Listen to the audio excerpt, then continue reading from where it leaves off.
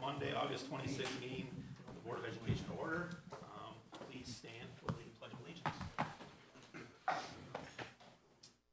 Allegiance to the flag of the United States of America and to the republic for which it stands, one nation, under God, indivisible, with liberty and justice for all.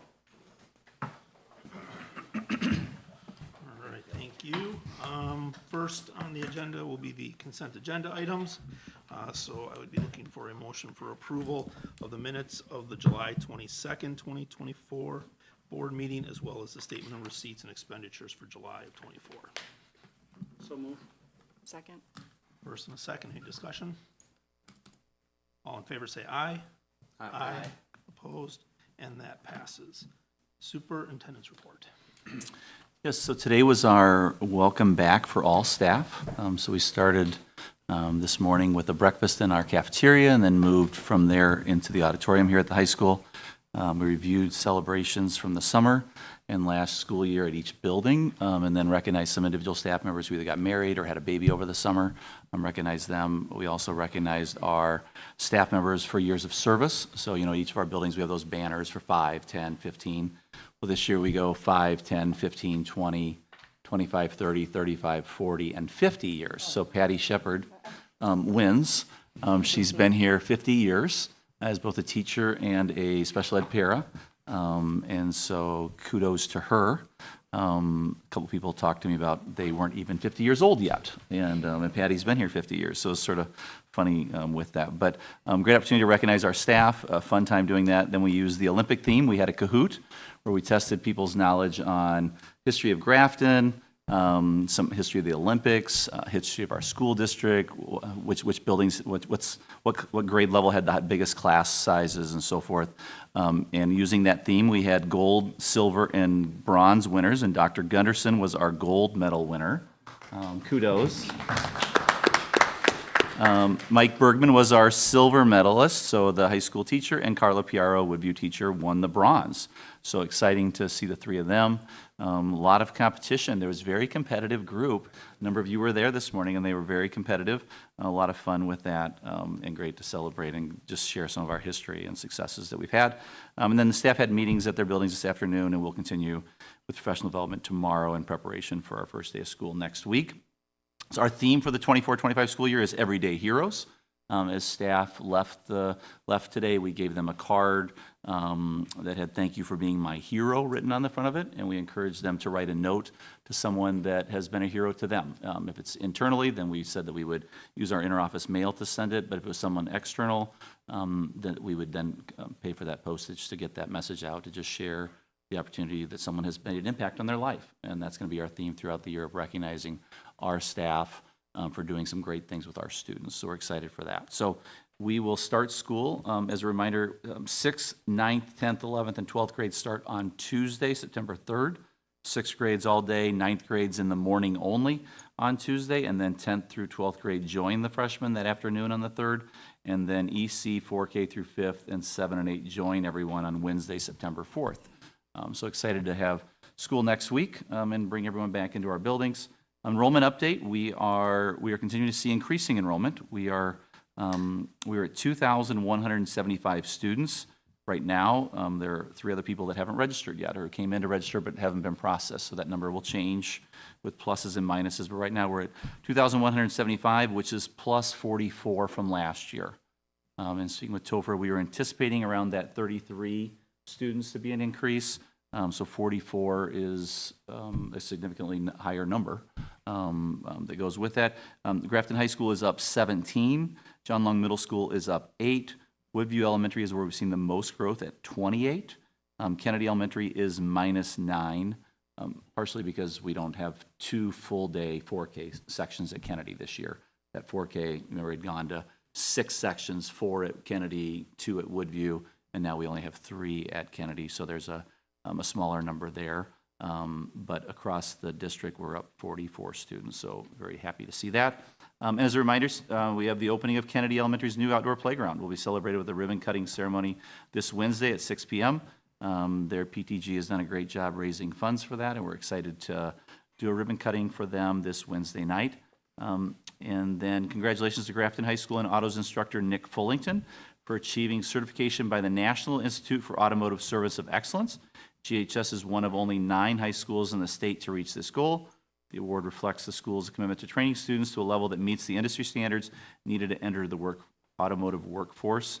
One of the things we celebrated today was Nick Fullington being recognized last year as a Grafton 4 under 40. And so a younger guy, but doing some great things for our students, and kudos to him on working hard to get this certification for our students. And then we have Michelle here to talk about a construction update.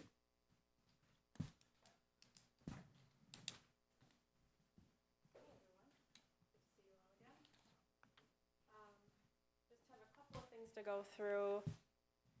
Just gonna brief through a status update, go through some renderings, which you haven't seen yet, budget recap, and then the schedule overview. So we've met with all the stakeholders, went through, finalized the design, which is great. All the project teams, we finished up all the details. We have a couple of alternatives that we are getting pricing on, and we expect to select maybe 3 to 5 to be included in our final plans. And then we start reviewing submittals for all of our early footings and foundations packages this October. The Architectural Review Board and Plan Commission approvals occurred in June. The Grafton Fire Department review is underway. The Health Department and the State Plan review will occur in mid-September and mid-October. Footings and foundations will occur first, and then the full construction documents mid-October. The budget review will be happening next week. We received the design development drawings early August, and so CG Schmidt has been pricing those out for us. Bid package 1, which is our footings and foundations, all of our longer lead items. We will release those, or CG Schmidt will release those in mid-September, and then we will get them back early October with hopefully an award a week later. So sometime in there we'll meet as a team to kind of review all of the bids that came through. So you can kind of see where we're at on the design. This is a glimpse of a classroom of the 5th grade wing addition, and then a little collaboration space outside of the classrooms.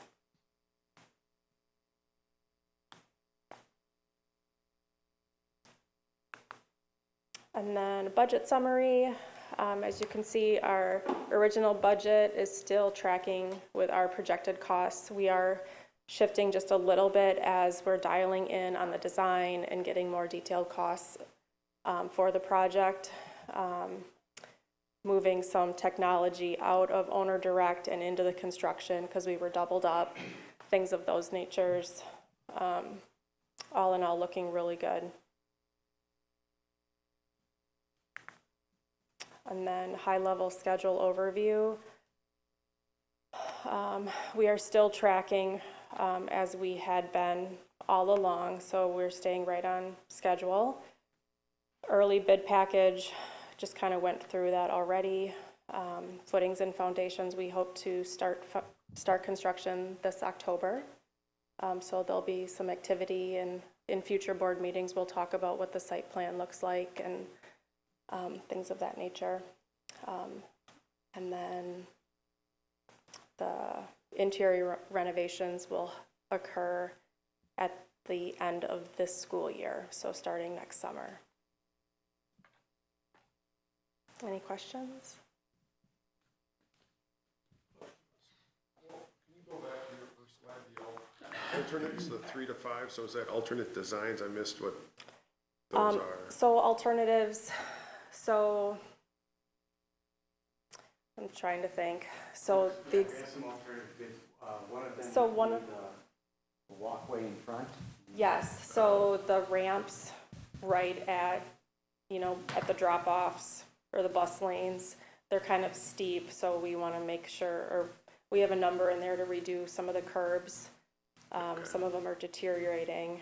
Another one is the science room tables, the existing science room. The tables are deteriorating, the plumbing. So we're just getting numbers to kind of see what we can fit into the budget, Okay, good.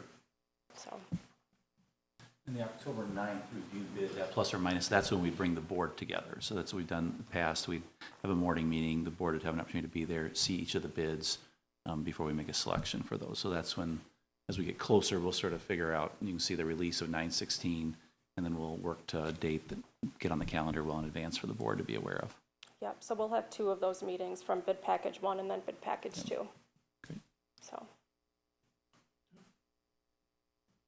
All right, we're tracking as we thought at this point, so. Yeah. Lot to come in the near future, so. yep, absolutely. Thank you, Michelle. Thank you. And then the GEF has sent me some information. So the GEF has had a busy fall plan. Our annual Seeds to Harvest mail campaign will be delivered over the next few weeks, so look for your green envelopes in the mail. Portraits in the Park is scheduled for Sunday, September 22nd at Lime Kiln Park. This year's photos are being taken by the kilns. For $70, your family will get a portrait taken and pick one enlargement. $35 of every sitting goes back to GEF. And then on September 28th at 5 p.m., GEF will host Trivia Night, Are You Smarter Than Our Fifth Graders? At BSG in Grafton. Purchase your table before September 10th and visit our website to sign up today. So talked about the Grafton Educational Foundation today and with all of our staff and the work that they do to support our students, which is greatly appreciated. So reading their updated information that's coming up, and that completes the superintendent's report. Any questions for Jeff? Just one, the Portraits in the Park date? That is Sunday, September 22nd at Lime Kiln Park. Thank you. And then just to echo this morning, I mean, it was a great atmosphere, you know, to get everybody back in the building and very positive, and the start of the school year is here, so it was a great morning. So thank you for all the time and effort to prepare for that. All right, let's go to public comment. Is there anyone here that would like to address the board? Okay, seeing none, we will go to C, personnel report. Yes, we have 3 new approvals that we would ask the board to approve. Cassidy Perkins, special education teacher at Kennedy Elementary School. Catherine Perry, science teacher at Grafton High School, .42 FTE. And Adam Zielinski, music teacher at Kennedy Elementary School. And then informational only, we have new hires of Cassandra Cross, library media aide, John Long Middle School. Catherine Fields, special education aide at Kennedy Elementary School.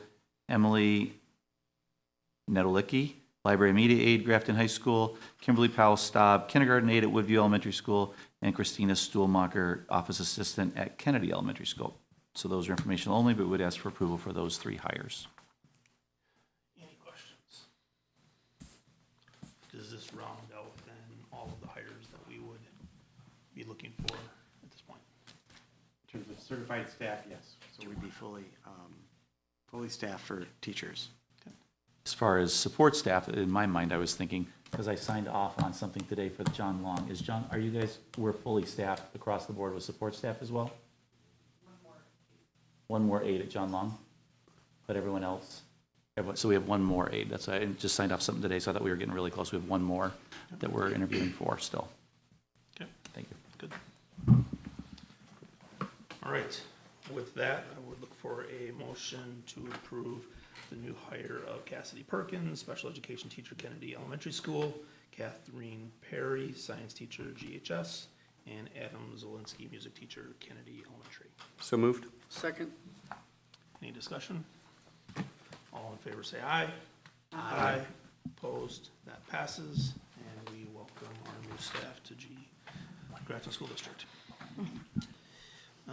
D, curriculum committee. Yes, the curriculum committee met on August 12th to go over 2 items mainly. The approval of John Long Middle School's Character and Wellness, Character Strong was the recommendation, and approval of a new John Long Middle School long read, which would be the Hunger Games. And Julie is here to present on them tonight. Yeah, good evening. I'm here to share a summary of what happened at the committee meeting on the 12th. So during the curriculum committee meeting, we had members of the Character and Wellness Review team from John Long Middle School come to discuss the process that was taken to analyze a variety of resources to replace the homegrown character lessons that were currently being taught at John Long. This team saw a need to investigate the other resources to create a more cohesive and systematic approach to character and wellness instruction at John Long.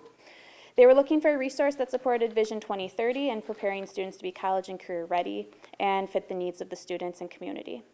After evaluating 4 resources, the team determined the best fit was Character Strong. What is Character Strong? Character Strong provides activities and lessons for teachers that promote whole child success. They provide opportunities to develop skills related to academic growth and help prepare students for college and career success. At the middle school level, lessons focus on creating a sense of belonging, improved well-being, and increased engagement. Character Strong offers 35 lessons for teachers to facilitate with students throughout the year. This can be flexible as there are a variety of scopes and sequences available to accommodate all school schedules. At John Long, we would look to implement about 30 lessons over the course of the year, which equates to about 1 a week. These lessons would be delivered by classroom teachers during SOAR time. And the lessons would not necessarily take place every week because John Long also plans to continue lessons around ACP, and they'll work to schedule those. Character Strong has a vertically aligned scope and sequence, so as the students move up through the grade levels, they will continue to build upon previous years. The lessons at each grade level start with the Foundations unit, which gets students talking about peers. There are some examples of different topics listed on the screen for you. For example, 6th grade, meeting new people, and 8th grade, developing community agreements. After a handful of lessons in Foundations, students would start discussing values and purpose. Lessons in this unit focus on friendship, honesty, kindness, respect, and commitments.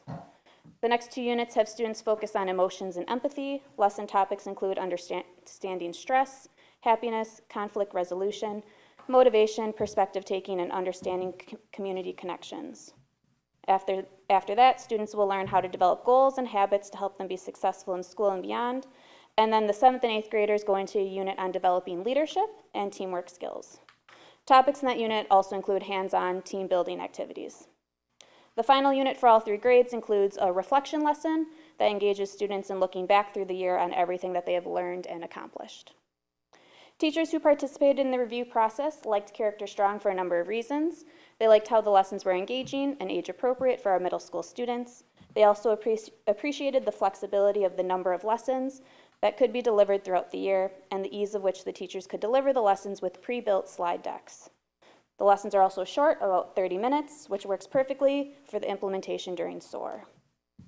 The pre-built slide decks will create consistency between teachers' delivery of the lessons and provide a common language that will be used in the building during announcements and school assemblies. The initial costs for implementing Character Strong will be covered by a school-based mental health grant received by the Pupil Services Department, and subsequent costs will be budgeted for by the school district. Any questions? Questions or comments? No, the committee was really impressed. We all appreciated the work that the teachers had gone in and reviewed each of the options that they had and found that this one really was the best and most engaging for our students, so good to have it. And the recommendation is that approval by the full board. All right. With that, I would look for a motion to approve the purchase and implementation of Character Strong at John Long Middle School. So moved. Second. Second. Any additional discussion? All in favor say aye. Aye. Opposed? That passes. So thank you very much. Next, we have the John Long Middle School ELA textbook. Yes. Is there anything you want to say, or should I get right to it? Go right to Okay, it. It's perfect. A long read. Okay, so during the 23-24 school year, John Long Middle School implemented HMH into literature. The 7th grade ELA team evaluated the new curriculum, focusing on the success of the long read component in their quarter 4. Teachers read Tuck Everlasting aloud to their students and received a positive response. So the 7th grade ELA team would like to propose the Hunger Games to supplement their Into Literature Unit 2 Game On. The essential questions are, how do actions define us? And the themes include the inequality between rich and poor, the inability to discern what is real and not, making sacrifices for other, and staying true to oneself. So we are looking to approve that as a long read for our 7th grade teachers and students.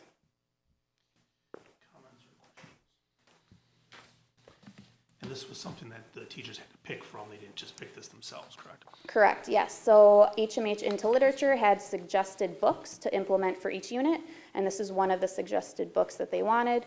They thought it was timely based on the author coming out with another novel in the spring.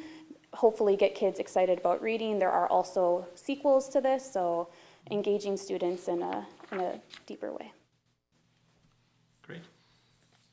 Yep, it's the recommendation of the committee to approve it. The teachers seem really excited. They have some great ideas on how they can incorporate it, so.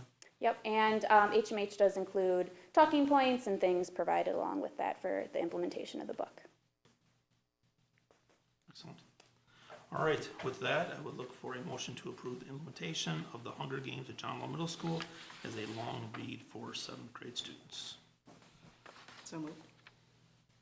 Second. Additional discussion? All in favor say aye. Aye. Opposed, and that passes as well.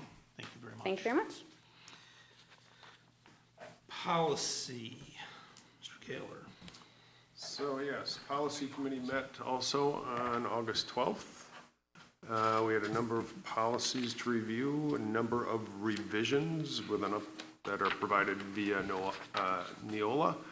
So there are 23 of them that we went through that were revisions of existing policies. They were listed out for you in the agenda, but we reviewed all those at night, went through those, got any questions answered, clarification, etc. So we are good that way. So tonight, given that they are revised policies, this would be a first read and approval from the full board for those revisions of the 23 policies. One correction. Nope. It's 24. Oh, is there? Yeah, because the two are listed together because It was the, employee leaves. yep. 3431 and 4431, right? Correct. All right, so we will go through the approval process of this one first. So I would be looking for, actually, any questions? What's about the class ranking one, what's? That's coming up, yeah. We're not done yet. So we're just on E1. Don't need each. Okay. So for first bullet point, we'd be looking for a motion to approve a first reading and approval of the revised policies as noted, the 24 that are on the handout. Do we have a motion? So moved. First, we have a second? Good. First and second, any additional discussion? All in favor say aye. Aye. Opposed, and that passes. Second item, policy So, 6611. yeah, so another policy we went through really is an offshoot of 6610. It's 6611. It's separating out from 6610, so it's really revising the current policy and splitting it out. So we reviewed that, everything looks good, so that again, given it's a replacement, is a first read and approval for this 6611. District-supported sponsored student activity accounts.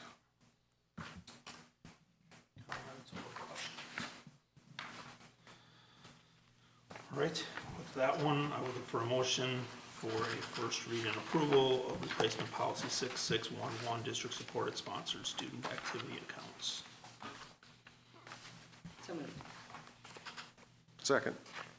First and second, any additional discussion? All in favor say aye. Aye. Opposed, and that passes as well. 3, So, yeah, so now getting to class rank policy 5430. It's a revision of the current policy. The revisions are in regards to scholarship that's available through the Wisconsin school system, UW system, essentially allowing for ties that would make students eligible for the scholarship, versus internally we have a tiebreaker for the class rank, but for the scholarship, we would not have a tiebreaker, essentially weeding out students from the possibility of receiving scholarships through the UW system. This also relates to the new Wisconsin Guaranteed Admissions Program, where students get they can opt in, and then they can receive a letter saying you've been accepted at all the universities except for UW-Madison, La Crosse, and Eau Claire, is that right? I think there's 3. So I think those are the 3 that aren't automatically accepted, but every other university, you're automatically accepted into, and you can start looking at that. But it doesn't impact, as Mr. Kaler says, doesn't impact class rank. I would say that we'd caught this before, and I missed it again, so I apologize, but we would change district administrator to superintendent. There's a couple of things where it says that. That's always the default by Neola, so we'd be changing that to superintendent. Says that in the 3rd paragraph there. And then again, at the bottom of the page. So we got to amend the motion to have that changed as well. No, because that's one of those that we can do just by Yeah. approval of the superintendent. Just letting you know that we'd be changing it. Bless you. Any other questions or comments or clarification on this policy? The valedictorian, salutatorian, I know this has come up in the past. None of that has changed, has it, in the last? No, if you look on the back of this thing, it says Yeah. valedictorian, salutatorian, it's still students, if it's tied in class rank, then student's highest ACT composite score is number 1. Number 2 is the number of advanced placement credits earned, and number 3 is the number of credits earned. Did we always have that in, not always, but the last time we had, About 7 years ago, I think we moved to that. we had this same, When you say, Scott, like 7 years ago, this was. something like that, yeah. Yep, with weighted grading.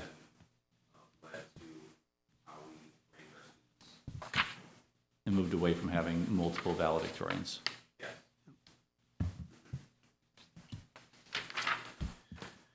Any other questions or comments? Okay, I will look for a motion for a first read and approval for revised policy 5430 class rank. So moved. Second. First and a second, any additional discussion? All in favor say aye. Aye. Opposed, and that passes.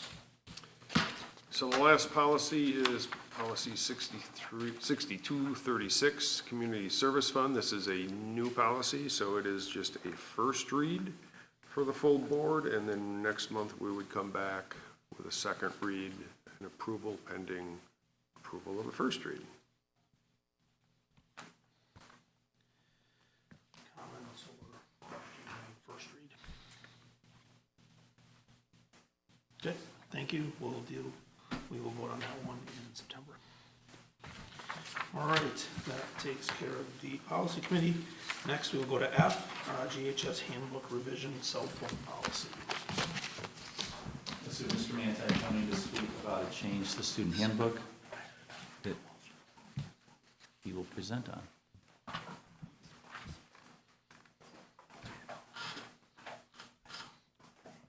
It looks like Mr. Klein is with him. Yeah, Mr. Klein is joining me for this, so. Thank you very much for having the opportunity to speak with you this evening regarding proposed change to our cell phone procedures at Grafton High School, in particular with how cell phones are handled within our classrooms. So let's start with our current GHS cell phone procedures. Currently, we ask our students to keep cell phones out of sight when in the classroom for the duration of the class period. So that's been our language that we've utilized for the last few years, is out of sight.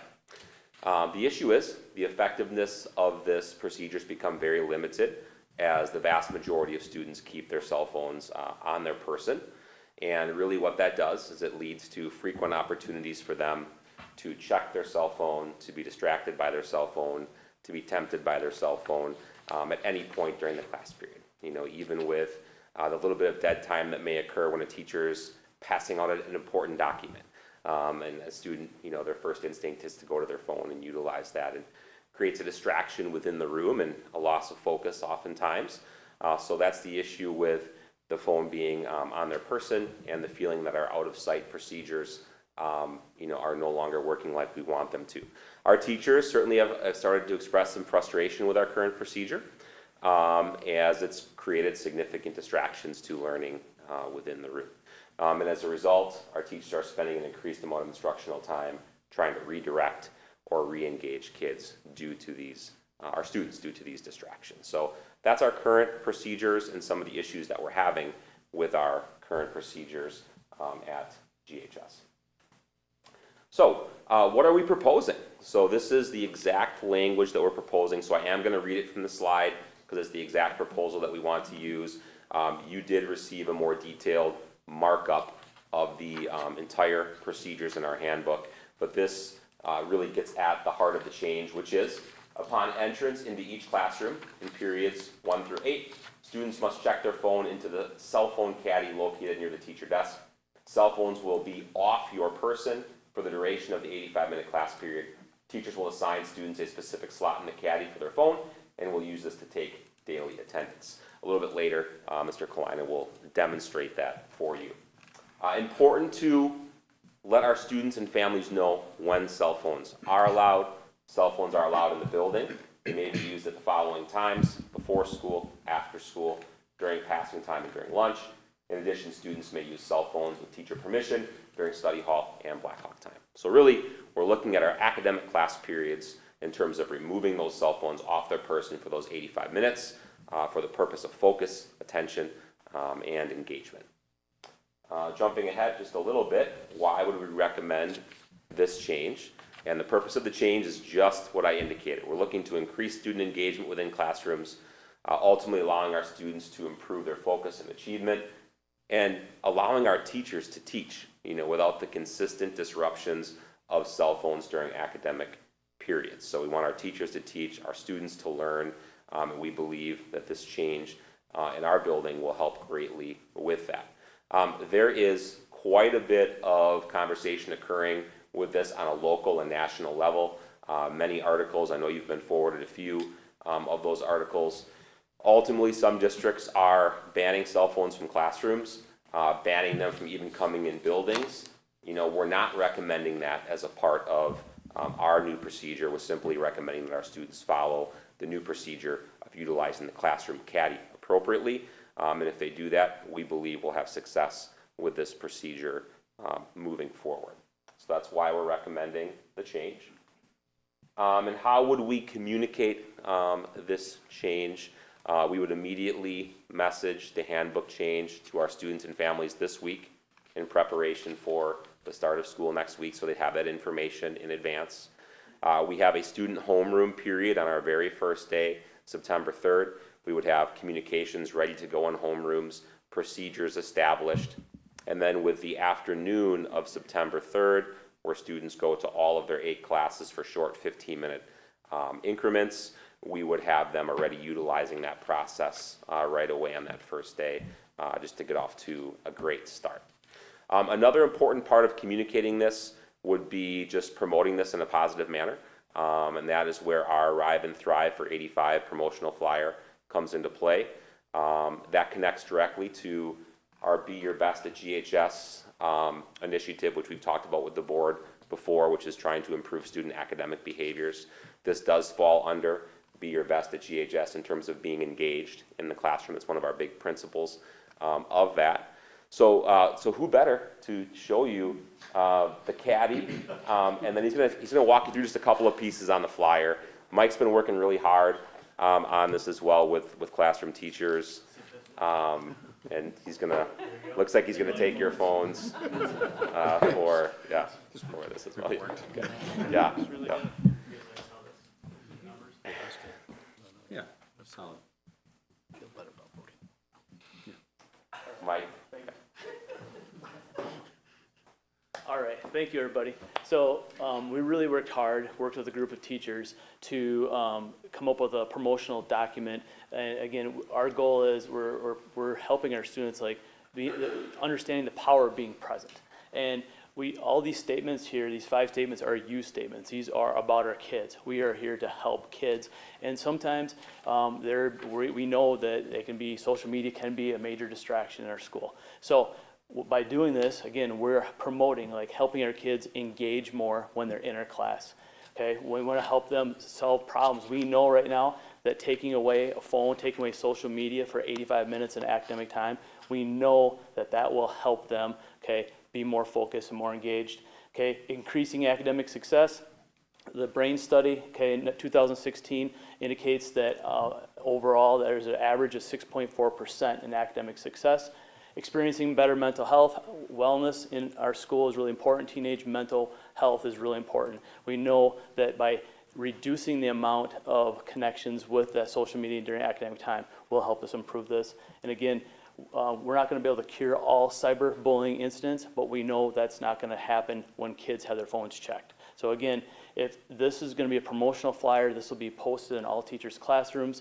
Again, they're you statements. These are about kids. And the good news is we had multiple teachers put lots of great ideas, and right now we're excited about the improvement to this the new procedure. So ultimately, that's our goal is to limit distraction. Our goal is to improve engagement. We believe that can lead to increased achievement within the classroom as well. We feel like this is a very reasonable request. We think it's a next step. We were working with the out of sight. We're finding that it's not working like we want it to. We're moving to off your person. We believe it's a good next step. This is something that could come back in front of the board at some point and recommend something different or more restrictive. But at this point, this is a logical next step for us at Grafton High School.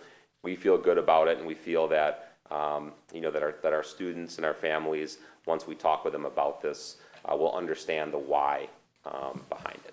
So we're happy to answer any other questions that you might have. Comments or questions? I don't have any questions. As it relates to GHS, what's the policy in the other building? Like John Long in the elementary schools? All of them? Yep. Yeah, we had this discussion at leadership, and John Long, practice is supposed to be that they don't have it on their person, is my understanding, and I can't see Mr. Weiss. I'm here. It's in the locker. It's supposed to be in their locker, so they didn't see the need to move to, because when Scott brought this to me a while ago, a month ago, we talked about this, and it was like, well, what's the middle school doing? He'd already followed up with Chris to talk about that, and so they have a situation where it's not even supposed to be on their person, it's supposed to be in their locker. Do we have one for the elementaries?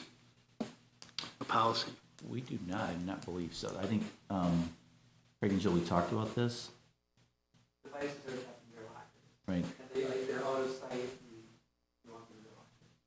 Really, 4th and 5th grade is where students will start receiving cell phones, typically. We aren't seeing teacher concerns like they're seeing at the high school with the way it's working here. And I think we used to say that, and the reason why the policy was written before was that students could use it for academic reasons. Well, as we've moved to one-to-one, Right. you don't need a phone for an academic reason. Like, you just need a phone for TikTok or social media or whatever it may be, ESPN, whatever the kids are watching. That we've moved away from that. So the other buildings are more restrictive already? Correct. So, Yes, they were the least. Yep. You were the most flexible Yeah. compared to the That's other fair. buildings. Yeah. Yep. Is there a reason we didn't just say shove them in your lockers at high school? Yeah. So I think that the hard part of that is how do we police that, right? So we're telling them to be, like out of sight right now, and they're pulling them out. How do I police a high school kid that says it's in their locker versus them still having it on their person? The easiest thing in our mind as we talk through what that might look like is just to get it off their person, right? That's really what we were looking for, with that versus the chance that they still have it on their person and they're still utilizing it and teachers are still chasing it down during class, those types of things. So that was our thought process. It also eliminates the opportunity for kids when they leave the classroom to go use the restroom or go to the office, it's almost 90% of the students that I see in the hallways have their phone out and are checking something. It's delaying them to get to where they're supposed to be or getting back to where they're supposed to be. So checking it in will help with that as well. I would just keep it in my pocket, never put it in your cubby, and then you would do the same thing anyway. But you're gonna have the same problem either way. Yeah, and that's why they're using it for attendance, because then if someone doesn't do that, then they have to have a reason for that, something from the office. Right. Because there will be exceptions to this for students who have medical reasons, Yep. doctor's note, things of that nature. Yeah, if a You've student, already well, you know, wouldn't have a phone, or has a medical need to have their phone on their person, there's an attendance marker process. Mr. Klein will oversee that process, with an attendance marker. Or if a student indicates that they don't have a phone, the student would be sent to Mr. Klein. We'd have a conversation with the family. So it will be one of those things that we have conversations with people, and we make sure that students are following our procedures as intended. And if there's a reason, like Jeff indicated, that might be medically related or something like that, we'll work through that with the family.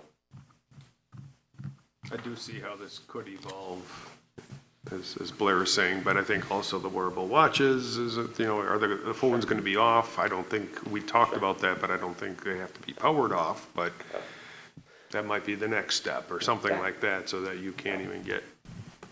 Yeah, we have to start somewhere. Right. We know we have to start somewhere. We think this is removing the largest distraction. And then, obviously, we'll monitor the success and see how it goes from there. But that's a point well taken.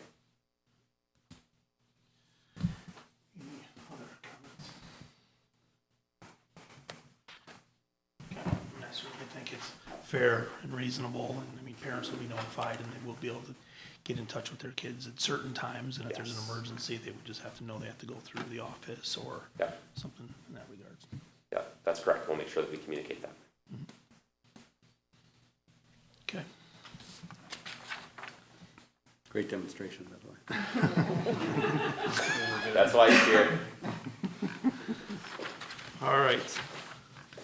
With that, I would look for a motion to adopt GHS handbook language as outlined in the attached document regarding the cell phone classroom procedure update.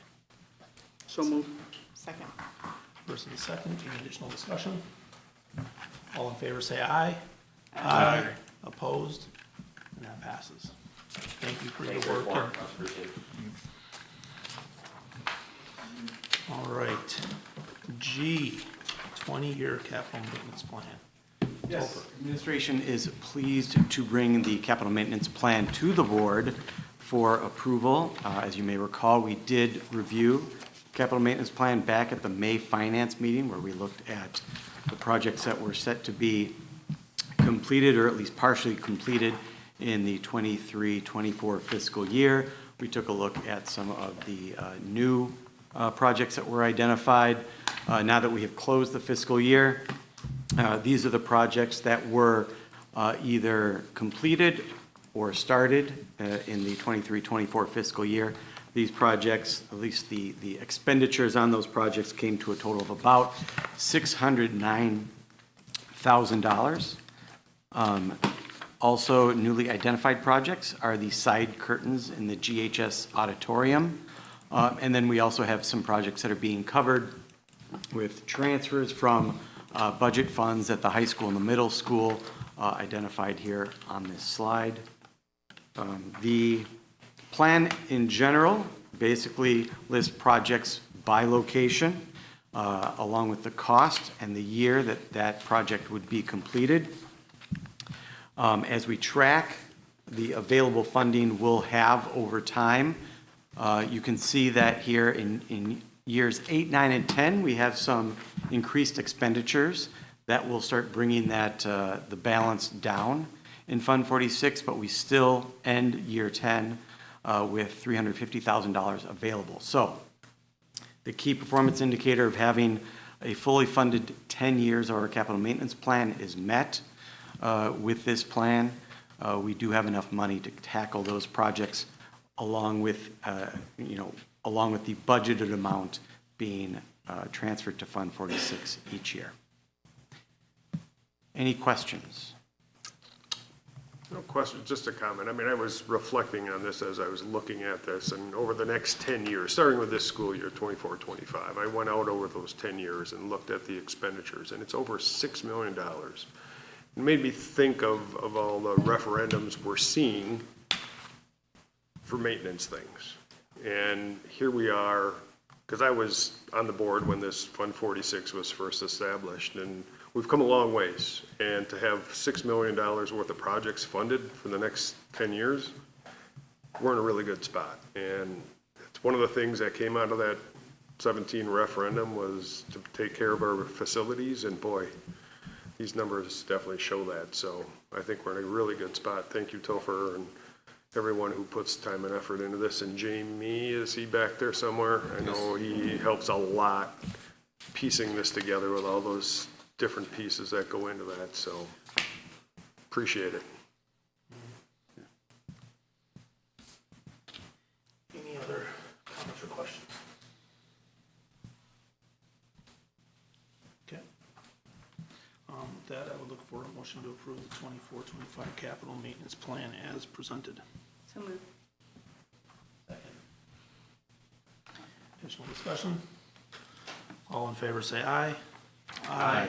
Opposed, and that passes as well. So thank you, Topher, Jamie, and team for your work on that. H, DPI, Special Education Model Forms and Policies and Procedures. All right, good evening, everyone. Annually, per our board policy 2460, we must adopt model special education policies and procedures. Every year we have done those DPIs as written. That policy further assures that the board assures that all district employees will comply with the procedures within that model policy and procedure document. One way we do that is our highly dedicated and talented group of special ed folks come back for PD prior to even the back to school PD for all staff.